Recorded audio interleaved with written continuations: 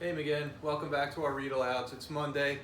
Mr. Lohn here. Good to see you guys again. It was great to be on one of the Google Meets with the fourth grades this morning, and I look forward to reading to you guys as the week goes on. There's no mystery to what I'm reading.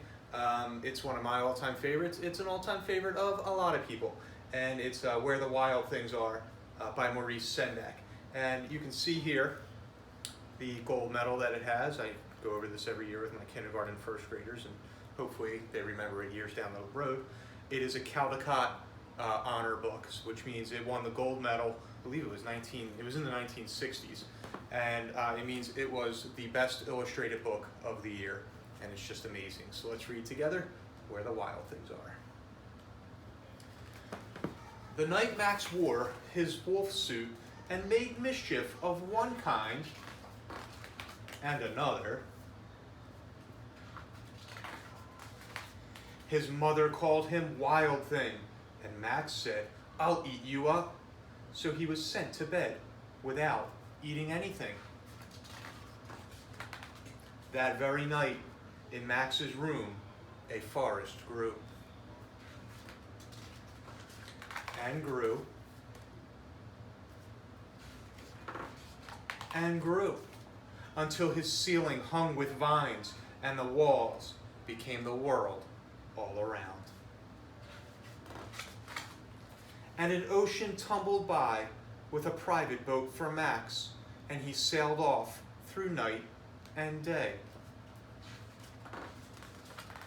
And in and out of weeks, and almost over a year, to where the wild things are.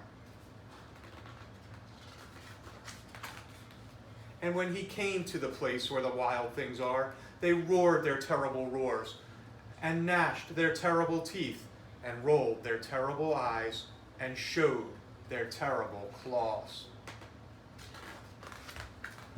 Until Max said, "Be still," and tamed them with the magic trick of staring into all their yellow eyes without blinking once. And they were frightened and called him the most wild thing of all, and made him king of all the wild things. "And now," cried Max, "let the wild rumpus start."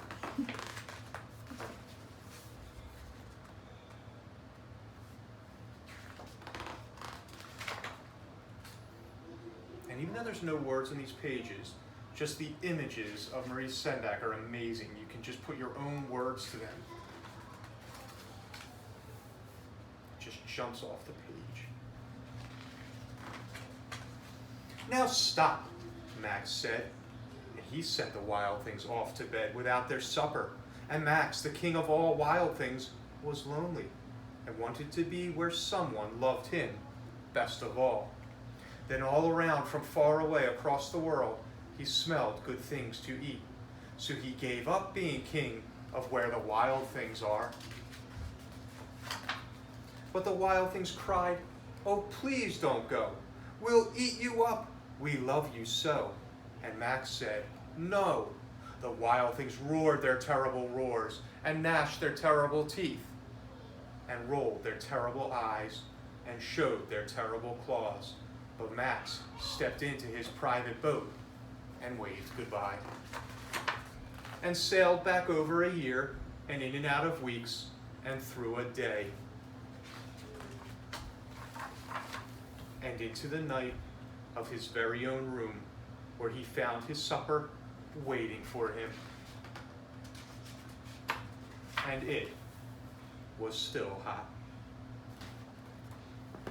So that is one of the greatest children's books of all time. A lot of people will say it is the best children's book that has ever been written, and I hope you guys enjoyed it, and I'll see you during the rest of the week again. Take care.